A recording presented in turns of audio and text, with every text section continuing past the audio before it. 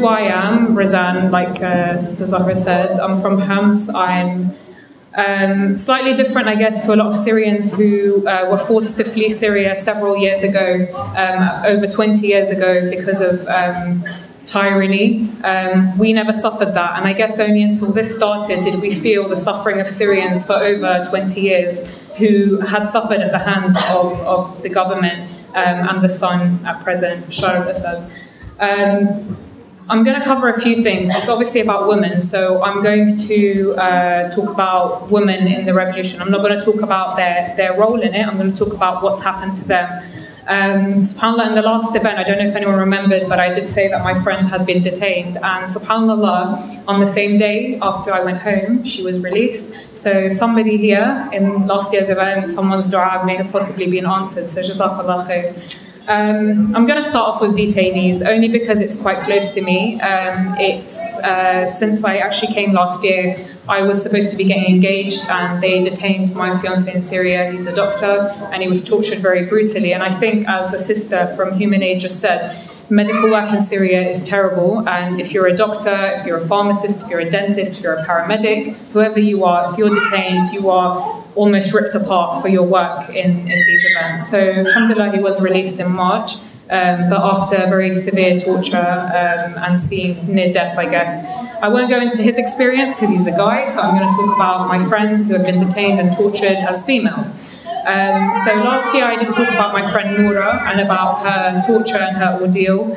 Women in Syria are detained for various reasons. Firstly, it could be no reason at all. The fact that you are a Syrian woman, the fact that you wear a headscarf, possibly the fact that you are involved in some way. It could be charity work, it could be literally nothing to do with the uprising. You could be just helping a displaced family that's come down to your area, or you could be involved in the uprising, in protesting, you could be involved in looking after orphans, you could be involved in medical work. A lot of women, subhanAllah, actually took up, because, you know, we cover, so they could hide medicines and they could cross checkpoints, and afterwards someone would report them and they'd get taken. So what does it mean for a Syrian woman to be detained? And why I'm talking about this is because currently there's over 500,000 detainees, and I think it's about 300,000 unaccounted for, so we don't know where they are. From my family, I can say there's around 15 of my cousins and second cousins I know nothing about for about 2.5 years now. Nothing. Alive, dead, tortured, still there, no idea. So when we see men being detained, it's kind of like, it's okay, it's a man. He can survive the torture, even if he dies, okay. But what they're doing to women is they're releasing them. A lot of them get taken, tortured, raped, and then released. So Noura, alhamdulillah, like, she went into prison, she saw everything, she saw people raped, she saw the whole bulk of it, but it never happened to her. But it happened to her sister. And I'm going to talk about her sister because she's very close to me, and she's only 22. She's a mother of 3. She was detained and she was strip searched, she was raped, she was tortured, she was, I mean, I think I mentioned it last time, she was to the level that sometimes on her periods, like, why I'm talking about women is because, you know, men, as much, even if you have him sat there with not wearing anything, it's very different to a woman. You know, we're very sensitive, we have periods, we have so many things, hygiene issues. Other than the fact that you're being tortured, you're being put underground, you're being raped, you're being starved, you're being constantly one soldier after the other. The fact that there's even hygiene issues, if you want to go and have a shower in this branch, a man is going to come in on you constantly. So you stay in your dirt and your filth and the blood from the torture just there because you refuse to go. So one of the times she actually was on, she had got a period, and for 3 days she was crying, begging the soldier, just get me anything. So they actually brought her a t-shirt of a detainee that was covered in blood, and he said, this man died, so you could use this t-shirt. After she was released, my other friend was released, alhamdulillah, a month ago. She's now in Lebanon. And she said to me the same thing. She said that it's just crumbling you, it's destroying you. They don't want to kill you. They've killed a lot of women in prison. So, I mean, in June, there was, I think, 7 women that were tortured to death. But a lot of women are being released because what they want to do is, you're a mother, so they know when they release you, you're a crushed human being, and you're not going to be able to be a mother to your children. And then they've crushed a whole generation. And then her husband possibly will reject her. Her family will turn her away. Just recently, I think 3 girls got killed when they got released from prison because their families rejected them. So just recently, we were also contacted for 2 girls who have been released in Damascus to actually rent them a house in Damascus because their families did not want them back because they had been detained or possibly they'd been raped. So we come from, unfortunately, a background, I guess, where people are more based on culture rather than religion, where women are told, and one thing Ala actually said, if I tell you her words, this is my friend who was released from prison. She said that it's the hypocrisy. So she was saying how people constantly talk how there's support for, oh, don't worry if anything happens, like we're your family, we're this. But she said once it happens to you, you realize the hypocrisy in society and how you're rejected. Unfortunately, there's not much we can do for detainees. To be totally honest with you, it's no longer about let's raise a couple of, £1,000 and we can pay it to the branch and they can get her released. No, it's no longer like that. It's the fact that now women are being taken left, right and centre, being detained repeatedly. There was a lady that's just been released and she actually was detained 3 times. And her husband's a martyr, her 2 sons are martyrs, her other son is a detainee. And they detained her the first time because they were like, oh, you helped your son defect from the army. Second time, oh, you carry medicines, you do this. And she's a mother and she's got daughters. And the third time they took her daughter with her and it was raping her daughter in front of her, torturing them. Then they released her. So it's been 3 times. But it's basically, if you have any involvement in activism, if you have any, even within our family, it's the fact that your surname links to somebody in another area that's been involved in something, you will be taken. So in terms of detainees, I ask everyone to make dua. It's really hard because we can't do much for them. But when they come out, that's when we can help. And when I looked at my friend who's just gone to Lebanon, there is no support. There is literally no support. She's trying to fend for herself, to find rent, to get a flat. They're merciless, to be honest with you, in Lebanon. The situation of refugees I'll go on to is beyond terrible. They want $400, $500 a month for a 1-bedroom, which, a girl who's just been released from prison is not going to find. They also try and use the fact that you're quite weak. So they in Arabic we say istighlal. They see that you are a weak person. You've just come out. Even if you're a refugee and not been through rape, but as a detainee especially, you're picked on. Men will tell each other that in this flat there's this young girl. So you have to think about protecting them, medical support. When Ala went to Turkey, the one who I told you was raped quite badly, she went to Turkey and she said to me, it's like coming out into a wilderness, into a second prison. There's no one here for us. Everyone talks about detainees. And then she's like, when I come out, there's no one here. There's no one here to clothes. They don't have clothes. They come out with nothing. When my fiance came out, he said they released me as a person on the street.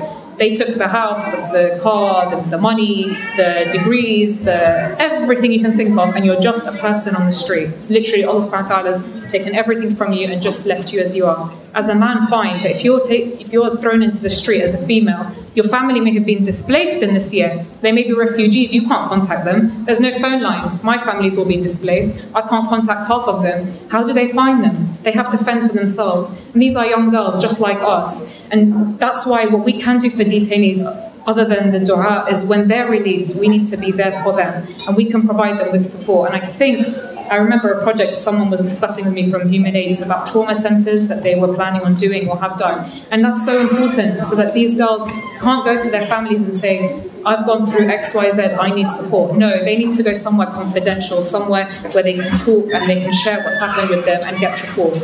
So inshallah, that's something that obviously I would really advise anyone who's looking, if you have any background in psychology, contact charities, see if they want you to work on these things, because these girls are honestly forgotten.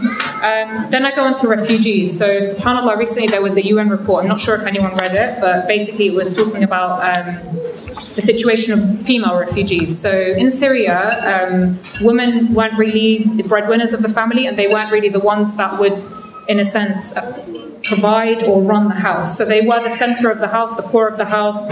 I think Angelina Jolie actually went down to Lebanon recently. She said the women are kind of the glue that's holding together a broken society. And they have always been the glue that holds together a family. Unfortunately, in Syria, she's expected to, stay firm and, not, whatever goes wrong, whatever happens, she's the one that's going to hold this together. And subhanAllah, they actually documented that in Lebanon, there's 4 million people in Lebanon and 1 million refugees. So for every 5 people in Lebanon, one of them is a refugee. And in Lebanon, currently, no charities no charities, especially British hardworking charities, are allowed to work there.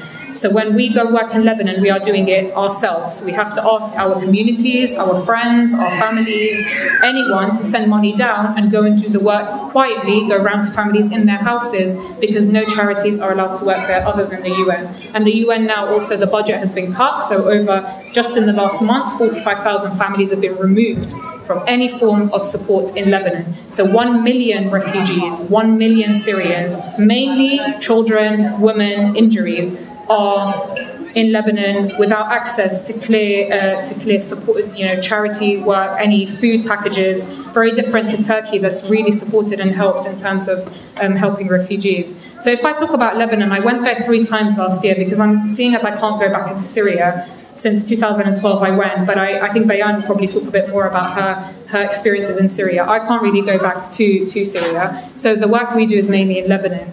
And by going there, it's horrible. I can't see 1 million refugees. I can't go around to 1 million people, but I try to go around to as many as I can. And the one thing you see are women in houses alone with children, either orphans, either bringing up children they found on their way coming to Lebanon, bringing up their sister's children because the sister got killed, bringing up the grandchildren, a grandma bringing up these kids, just family after family after family, who honestly, some of them are working for $70 a week and they have to pay $400 a month for the flat. These are people who lost everything. They don't have any papers to say, in Syria they have a family book, and that's what the UN wants. They want to see this family book to say, I can give you vouchers.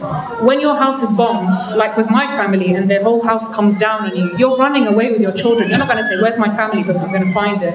So they're basically depending on people from outside. They're depending on people who go down and send money down, and they're depending on clothes donations that actually have to be taken down in suitcases, believe it or not, because you can't do charity work there.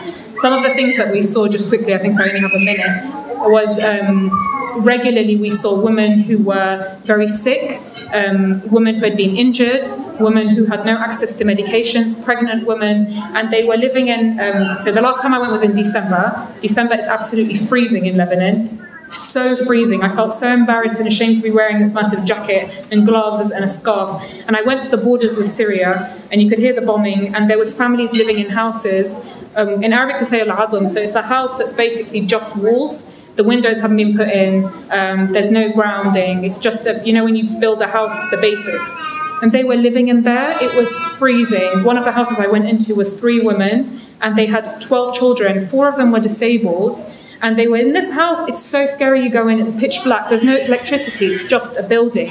And they were charging them $300 a month for this building. And when I went in, she was like, I'm sorry. And she was trying to clean for us to sit down. I was like, no, please don't do this. She goes, and subhanAllah, why I picked this story is because my sister was with me. And you know the story of Umar ibn Khattab, when, he saw the woman that was on the water, it was like, I think it was rocks or something. When we went into the room that they turned to a kitchen, my sister started crying. I didn't see it, wallahi, and I say this, she was boiling water, there was nothing in the water. And my sister started crying, she said to me, look at that, that's literally, we're seeing it again. And I felt so ashamed to leave them. There were like 15 people in this darkness, in this wilderness, with checkpoints around you, people coming ask you $400 a month, $300 a month, no UN support, no one reaching these people because they're at the borders, it's too dangerous, there's bombing, we could get taken. They told us, don't cross the checkpoints, don't go to this area, you'll get taken on the checkpoints. My dad was like, for goodness sake, if no one's going to get to these people, who's going to get to them? And when you see that and you think to yourself, we moan so much, we have so many blessings, we forget, subhanAllah, other than Syria, Gaza, Burma, Somalia, Iraq, the whole of Palestine, Pakistan, drones, bombing, killing, poverty, it's everywhere. And as Muslims, it's our duty, always, every moment of the day. We've made it in my house a habit. When you eat, you remember someone's hungry. When you're going to go buy something, you remember someone doesn't have that money. So always remember the ummah, and in your dua, do what you can. Remember, people are genuinely suffering. You may not see it in the media, but just do what you can. It's very hard, I know, but being here today is a huge thing, and I hope, inshallah, we can all carry on working, and inshallah, one day we will never have to stand and say the ummah is suffering, and inshallah, one day we will all unite and seriously be one body, where one part hurts, we all hurt, and stand together, inshallah.